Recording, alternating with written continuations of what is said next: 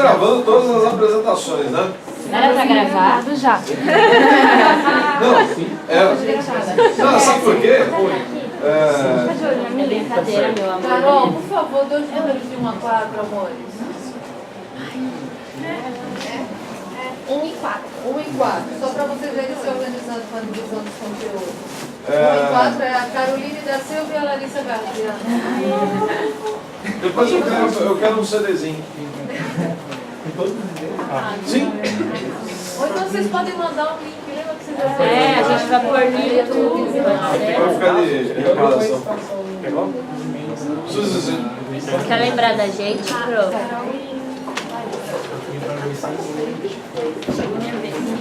Quem vai começar?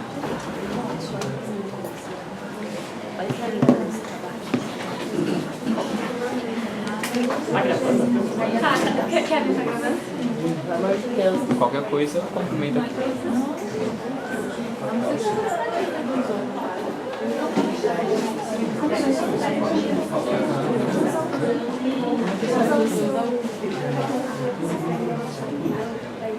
Quando quiserem, amores.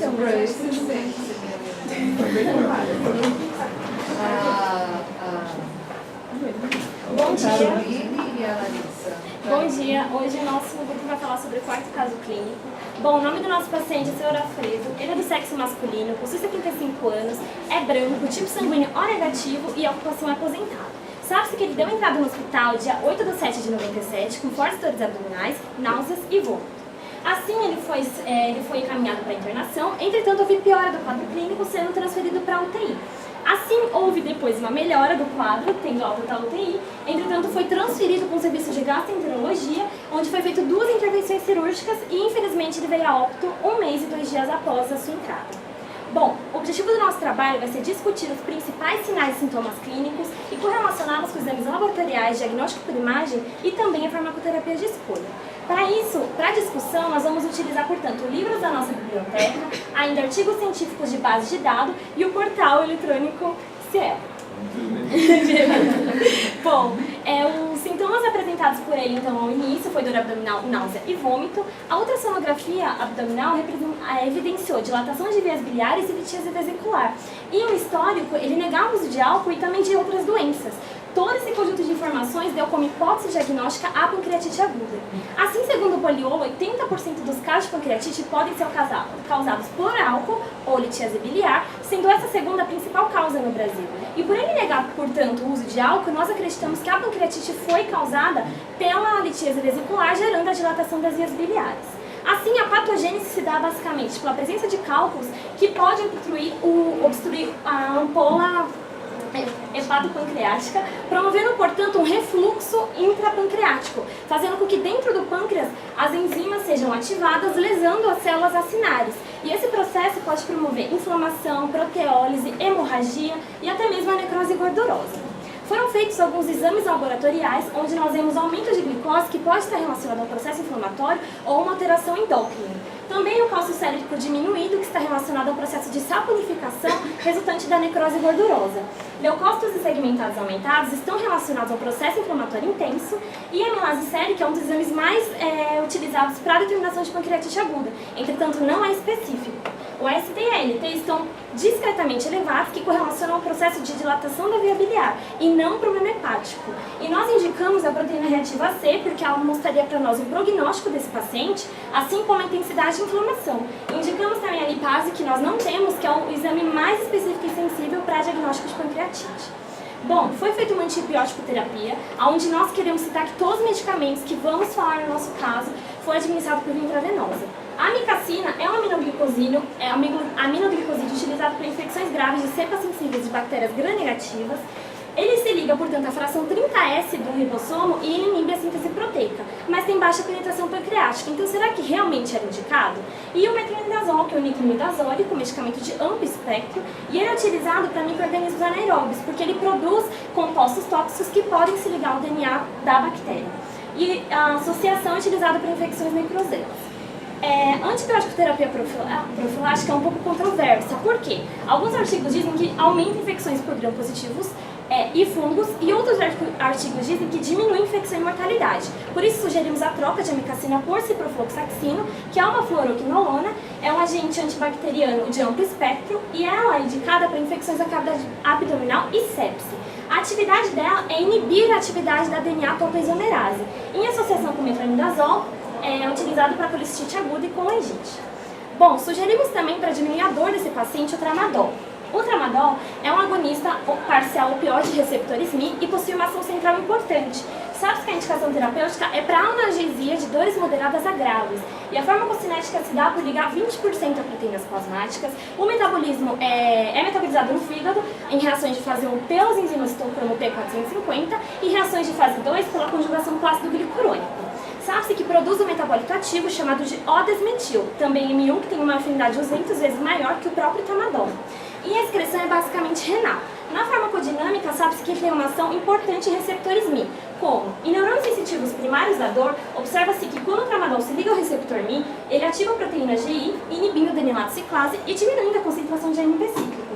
Também ele pode inibir os canais de cálcio, diminuindo o fluxo e, portanto, diminuindo a exocitose de vesículas com mediadores importantes para a dor.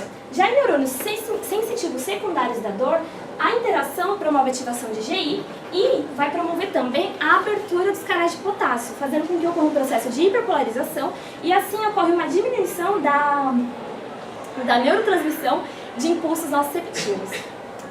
Bom, o protocolo do tratamento se baseia basicamente em iniciar com 50 mg a cada 6 ou 8 horas e pode aumentar conforme a necessidade, mas tem algumas observações. Deve-se iniciar com doses baixas, o tempo de infusão tem que ser lento para tentar evitar reações adversas e a dose máxima indicada por dia é 400 mg. Bom, foi associado uma nutrição parenteral, que é uma solução destinada à via intravenosa e visa a síntese ou manutenção de sistemas. Acreditamos que para o nosso paciente foi para modular a resposta inflamatória e metabólica e tentar diminuir o estímulo pancreático. Assim, também foi feita uma reposição de albumina, acreditamos que foi para uma possível correção de hipoalbuminemia, mas a Anvisa, em 2004, não recomenda mais a reposição para esse caso. Mas, como o caso aconteceu em 97, é justificável. Acreditamos que a diminuição de albumina está relacionada a um processo inflamatório, uma síndrome da resposta inflamatória sistêmica e ao intenso catabolismo proteico. Acreditamos também que esse paciente estava em processo de CIRS porque, frente aos resultados de valores de referência de pressão de CO2 e leucócitos, eles estavam correspondentes, mas precisamos de temperatura e frequência cardíaca para uma avaliação mais concreta. Além disso, o paciente acabou evoluindo para um quadro de rebaixamento do nível de consciência, febre, e foi necessária a administração de aminas vasoativas devido a uma hipotensão, e ele foi transferido para a UTI. A troca do esquema de antibióticos foi feita de ceftriaxone e metronidazol, que serve para colicistite ou colangite. Acreditamos que aquilo que foi utilizado como amina vasoativa foi a norepinefrina, que promove, portanto, ação em alfa-1 e vasoconstrição de arteríola e ação em beta-1, promovendo o espasmo de cardiomiose. Bom, o ceftriaxone, portanto, é uma cefalosporina de terceira geração, ele possui um amplo espectro, é utilizado para infecções do trato biliar e trato respiratório, é um beta-lactâmico interferindo na síntese de peptídeo glicano e tem um efeito colateral importante. Ele promove anemia hemolítica droga-induzida, produzindo, portanto, TAG positivo. Assim, o nosso paciente ele acabou evoluindo para o quadro de anemia hemolítica droga-induzida. Sabe-se que a incidência é baixa, mas acomete principalmente idosos, como no nosso caso. E o fármaco, então, ocorre a absorção do fármaco na membrana eritrocitária, formando imunocomplexo que pode ser reconhecido por anticorpos do sistema imune. Geralmente, o TAD vai ser positivo para CD3, mas é possível que também haja positividade para IgG. E essa resposta pode ser gerada com IgG ou IgM e resulta em uma hemólise intravascular aguda. Assim, portanto, a administração de ceftriaxone promoveu anemia hemolítica droga-induzida e hemólise intravascular, resultando em um aumento de bilirrubina indireta no nosso paciente, correlacionando a icterícia, e uma diminuição de hemoglobina hematócrito correlacionando a anemia. Ele evoluiu também com quadro de pneumonia e derrame pleural bilateral, necessitando, portanto, correspondente, portanto, a uma insuficiência respiratória e necessitou da assistência ventilatória mecânica. Nós achamos que a pneumonia foi de origem nosocomial, por quê? De início tardio, porque acometeu esse paciente 5 dias após a internação. E os principais patógenos que poderiam estar correlacionados é a Pseudomonas aeruginosa, a E. coli, a Klebsiella pneumoniae ou a Cinetobacter. E esse derrame foi um derrame pleural bilateral, logo causado pela pneumonia, é parapneumônico. foi feita uma hemocultura com um resultado positivo para um agente que não é específico. Essa hemocultura é feita a partir de coletas de 2 punções em sítios diferentes, normalmente dos 2 braços, com a utilização de 2 frascos, um em condições de aerobiose e um outro em condições de anaerobiose. E é importante uma boa antisepsia no momento da coleta para que não haja contaminação. Baseando-se nessa hemocultura positiva, foi associada a vancomicina aos outros 2 antibióticos que já estavam sendo utilizados. E ficou uma combinação de ceftriaxone, metronidazol e vancomicina. A vancomicina é um glicopeptídeo utilizado para bactérias gram-positivas, sensíveis e Staphylococcus aureus resistente à meticilina. Ela inibe a síntese do peptídeo glicano e deve ser administrada em diferentes bolsas, porque ela pode interagir com o ceftriaxone e o ceftazidime, causando uma precipitação, porque o pKa dessa vancomicina ele é baixo e ele vai interagir com esses medicamentos, fazendo uma reação de neutralização, formando um salto. A bacteremia ela surgiu devido a uma necrose infectada não diagnosticada previamente ou por algum outro fator desconhecido. E previamente, nós acreditávamos que o paciente ele tinha uma síndrome de resposta inflamatória sistêmica, mas na presença da bacteremia, acredita-se que ele desenvolveu uma sepse, que é a resposta inflamatória sistêmica causada pela bacteremia. O paciente ele recebe a alta da UTI e ele troca os seus medicamentos numa associação de ceftazidime, vancomicina e metronidazol. O ceftazidime é uma cefalosporina de 3ª geração e ele tem o mesmo espectro do ceftriaxone. E é um beta-lactâmico que interfere na síntese do peptídeo glicano. E a sua troca do ceftriaxone pelo ceftazidime provavelmente foi feita porque o ceftriaxone induziu a anemia no paciente. Ele é transferido para um serviço de gastroenterologia e é feita uma nova ultrassonografia revelando dilatação de via biliar intrahepática, litíase vesicular e uma imagem hiperoncogênica pancreática mostrando coleção e necrose. Estas também são características da pancreatite aguda. E a coleção é um extravasamento da secreção pancreática no surto inflamatório da aguda. Foram feitos exames físicos de sinais e sintomas, mostrando que o paciente tinha febre, estava emagrecido, com palidez cutânea mucosa, ictérico e hidratado, estável hemodinamicamente, com hipoventilação de bases pulmonares, derrame pleural, uma moderada quantidade de secreção, abdômen globoso, flácido e doloroso, com peristalse presente e membros sem edema. Mediante essas condições, foram feitas uma tomografia computadorizada de abdômen, revelando múltiplas coleções na topografia do pâncreas, uma colangiopancreatografia retrógrada endoscópica, mostrando uma estenose do colético terminal, e por isso foi feita uma drenagem nasobiliar, por causa de obstrução dos ductos biliares, que pode ter sido responsável pela estenose do colético. E esse exame é feito com a introdução de uma sonda maior até a região do duodeno e depois de uma sonda menor que possa chegar até a região dos ductos biliares para fazer a drenagem.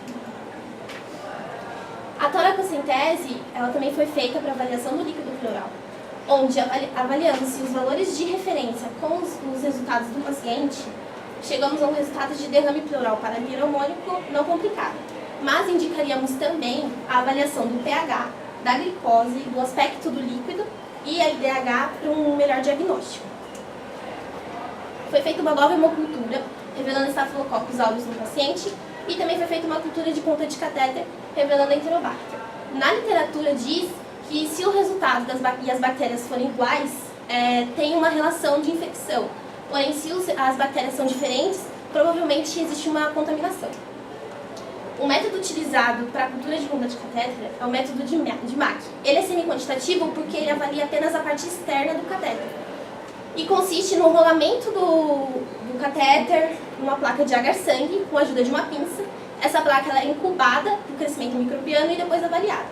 Existem outros 2 métodos para avaliação de catéter, que é o método de vórtice e sonicação. Eles são quantitativos porque, além da parte externa ele também avalia a parte do lumen do catéter. Um outro método de diagnóstico é o PCR, que pode ser convencional, multiplex e real-time. É avaliado o gene FEMA, que codifica a estrutura da parede celular, e o gene MECA, que codifica a resistência antimicrobiana relacionada com o Staphylococcus resistente à meticilina.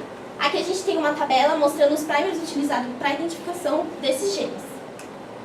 É feita então uma extração do DNA, é feita uma programação do termociclador para desnaturação, amplificação e extensão, E o produto do PCR ele vai ser aplicado em um gel de agarose a 2% e avaliado sob luz ultravioleta, onde você vai poder observar as bandas relacionadas aos genes estudados. O nosso organismo ele pode responder à presença do Staphylococcus aureus. A partir da imunidade inata, nós temos a ativação do sistema complemento pela via alternativa e a via das lectinas, visando a lise do micro-organismo pelo complexo de ataque à membrana. A fagocitose e a inflamação, as células fagocíticas elas vão reconhecer os micro-organismos pelos toll-like receptors que reconhecem PAMPs, vão fagocitar esse micro-organismo e vão passar a secretar quimiocinas. Essas quimiocinas vão ajudar no recrutamento de outras células fagocíticas para o local da inflamação. Na imunidade adaptativa, nós temos a imunidade humoral, onde uma célula B reconhece o micro-organismo, se diferencia e secreta anticorpos que vão fazer neutralização, opsonização, fagocitose, inflamação e lise do micro-organismo. E a imunidade celular, onde uma célula dendrítica fagocita o micro-organismo, passa a expressar MHC. Esse MHC ele é reconhecido por uma célula T naive, que se diferencia em perfil TH17. Devido à hemocultura positiva, é feita uma troca no esquema dos medicamentos deste paciente, com uma associação de meropenem e vancomicina, utilizada para Staphylococcus aureus resistente à mexicilina. O meropenem é um carbapenem indicado para infecções intraabdominais e sepse, e é um beta-lactâmico que também interfere na síntese do peptídeo glicano.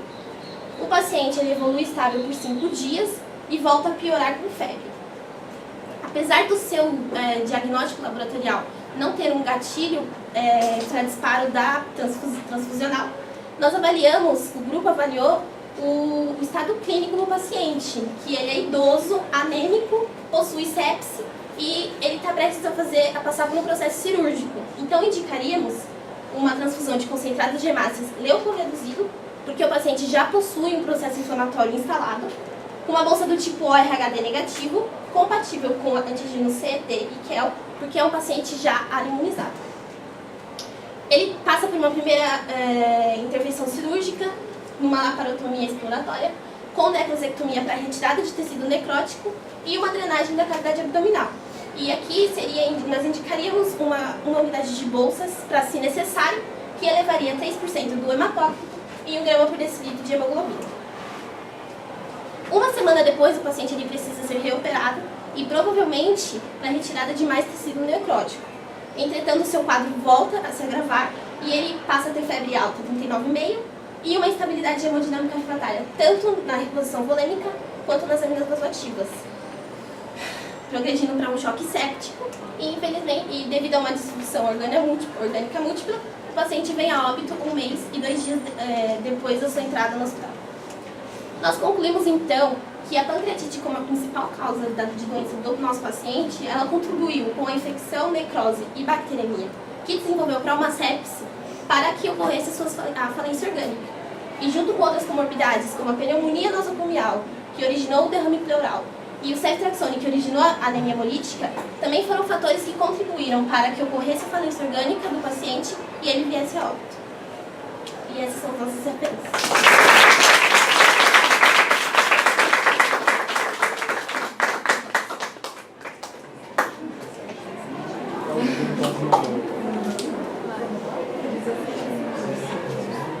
Pessoal, parabéns pela apresentação.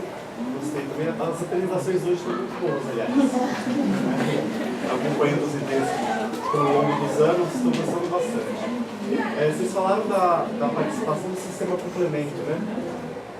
Quantas vias a gente tem para ativar o complemento? 3 vias. O que diferenciam elas?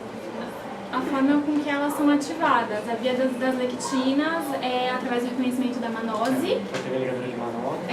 A via alternativa é através do CD3.